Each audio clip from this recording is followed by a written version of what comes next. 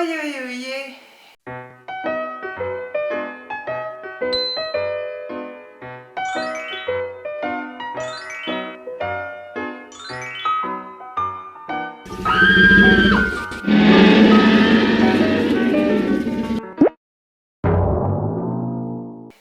J'espère que cette guette ce moussaillon. On se retrouve dans le bilan culturel du mois de décembre et ça a été un mois pas très fructueux, mais il y a quand même eu quelques petites choses et j'avais envie aussi de revenir sur un petit peu mon bilan 2021, notamment pour ce qui est de la musique. Donc je me suis dit, allez hop, let's go, c'est parti. Alors, j'ai vu 2 films il n'y a pas si longtemps que ça, mais je tenais quand même à en parler. Je me suis refait la saga Seigneur des Anneaux. J'adore ce film et j'adore l'univers de Tolkien. J'ai jamais pris le temps de lire les livres et je devrais le faire, mais quand je vois les pavés que sont les livres et comment c'est écrit petit petit, je me dis bon, je sais pas trop, mais pourtant j'ai un livre qui est le Hobbit à lire et je me tâte souvent à m'acheter la trilogie du Seigneur des Anneaux à lire. Je ne l'ai jamais lu, mais j'ai toujours vu les films. J'ai presque grandi avec les films, j'allais les voir au cinéma à l'époque. Ça me rappelle beaucoup de souvenirs et j'adore l'univers. Donc du coup, c'est toujours un plaisir de se refaire la saga du Seigneur des Anneaux. Un autre film que j'ai vu, c'est un long métrage d'animation ce coup-ci. Il s'agit de Tous en scène qui a été fait, si je ne dis pas de bêtises, par les studios Illumination, donc les mêmes studios que Moi Moche, Méchant et Les Mignons et compagnie.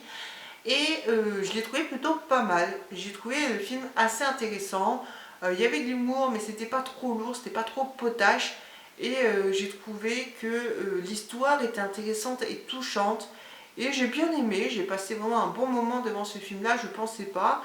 Donc si je devais recommander un petit long métrage d'animation pour cette fin d'année ou pour ce début d'année qui arrive, ça serait tout bien sûr ce film-là, Tous en scène, qui était vraiment vraiment pas mal et que j'ai beaucoup aimé. Voilà, j'ai passé un bon moment.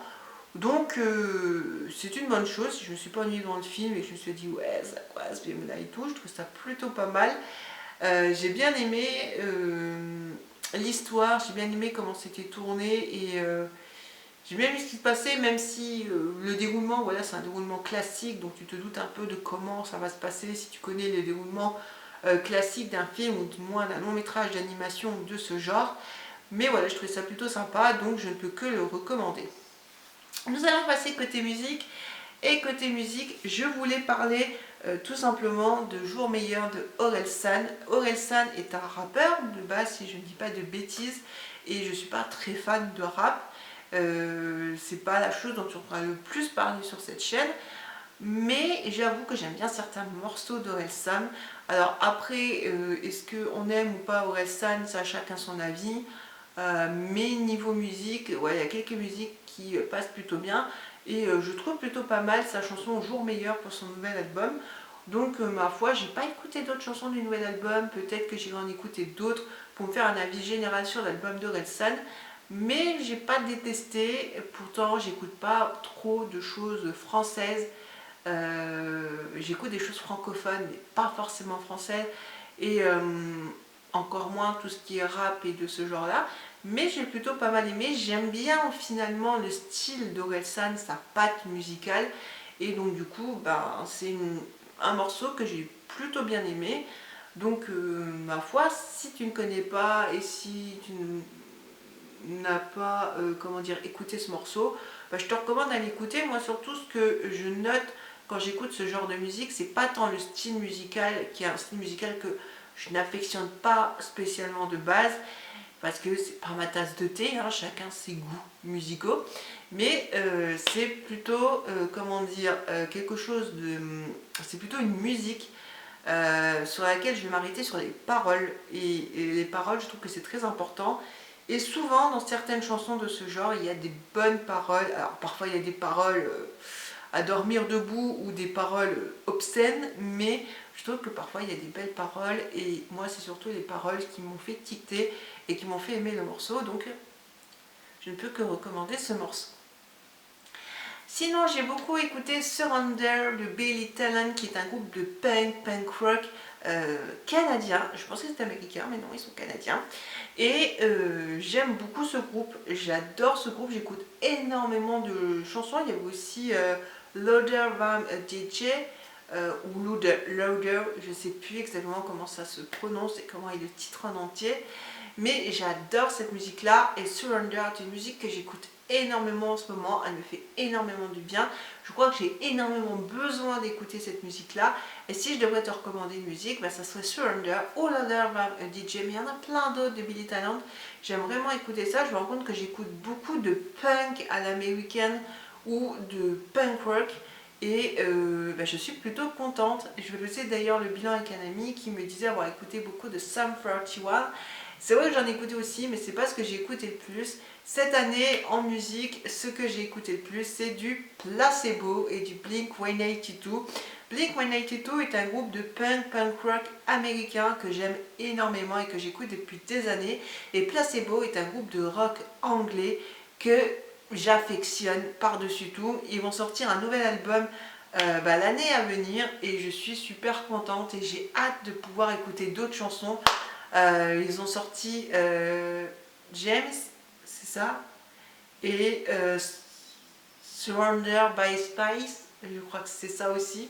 Bref, j'aime vraiment les deux morceaux qu'ils ont sortis et j'ai hâte de découvrir un nouvel album, et c'est vraiment ce que j'ai beaucoup écouté, avec du Yann Tiersen. Oui, il y a toujours du Yann Tiersen ou du Joe Hisaishi, je vais y arriver, du Joe Hisaishi qui se balade dans mes playlists parce que j'aime beaucoup écouter des musiques au piano.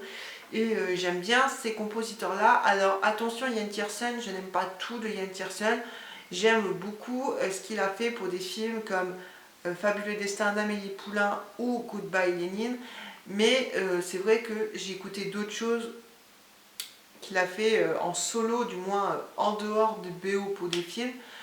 J'étais moins fan, mais j'aime beaucoup son style musical et ses musiques. Et Joe Hisaishi, je l'écoute tout le temps, genre The Six Station, c'est une musique que je m'écoute en boucle. Elle m'a tellement dégagé d'émotions à une partie de ma vie que voilà, c'est une musique que j'écoute énormément. C'est ce que j'écoute énormément en termes de musique. Et je voulais aussi te parler de Anti-Flag. Je me suis remise à écouter du Anti-Flag. C'est un groupe de punk américain. Je pensais punk rock, mais punk, bon peut-être avec des consonances punk rock, que j'aime bien écouter. J'écoutais ça quand j'étais vraiment genre ado, quoi. C'était vraiment quand j'étais beaucoup plus jeune, j'écoutais ça. J'en écoutais pas énormément, mais j'en écoutais, j'aimais bien, et donc du coup je me suis remise un petit peu à l'écouter et j'aime plutôt bien. Donc ma foi, voilà, des groupes que j'écoute en ce moment, et surtout des groupes et des artistes qui ont fait mon année musicale. Il n'y a pas eu des choses très jojo. Je sais que j'ai aussi beaucoup écouté Six Feet Under de Billie Eilish. Je ne suis pas très fan de Billie Eilish, mais cette chanson-là, voilà, j'en avais besoin à un moment de ma vie, donc je l'ai écoutée énormément. En tout cas, c'est pour mon top musical de l'année. Enfin, mon top musical, c'est ma plateforme musicale, hein, la plateforme sur laquelle j'écoute de la musique qui m'a fait mon top musical. Ce qui est dommage, c'est que moi je suis sur Deezer et j'ai vu que sur Spotify, et ça nous disait les genres musicaux qu'on avait le plus écouté. Mais là, ça ne dit pas les genres musicaux, ça me disait juste le temps d'heures que j'avais écouté, et j'ai passé pas mal d'heures à écouter. Je ne saurais plus te dire exactement, mais j'ai passé pas mal d'heures d'écoute musicale. Donc tu te rends compte que ça fait beaucoup en une année et que ça fait beaucoup dans une vie, et que j'écoute énormément de musique, et que quand je dis que je suis droguée à la musique, ce n'est pas une blague. J'écoute énormément de musique et j'ai besoin de ma dose musicale journalière. Mais je vais aussi écouter 900 artistes. Alors bien sûr ça compte des artistes random, genre qui écoutent une musique de relaxation, et le truc va s'appeler Zénitude, Planitude. Mais c'est pas vraiment un artiste, c'est juste quelqu'un qui va diffuser des musiques relaxation. Mais en tout cas, j'ai écouté environ 900 artistes, ce qui est énorme en termes d'artistes, et je ne sais plus combien de musiques j'ai écouté, mais vraiment pas mal. Je pense que l'année prochaine, ça me refera le top, et du coup, je te le partagerai sur Instagram. Parce que oui, il faut que je mette des choses sur Instagram, ce n'est pas encore le cas, je m'en excuse. Mais 2022 va être une année de renouveau, et va être une année de plein de choses. qui vont arriver. Donc voilà, je ne vais pas dire vivement 2022, mais espérons que 2022 sera meilleur que 2021. C'est tout pour le compte-rendu culturel et mon petit bilan de l'année. J'espère qu'il t'aura plu. On se retrouve dans une prochaine vidéo. Sur ce, éclate-toi bien, profite bien de la vie. Bye!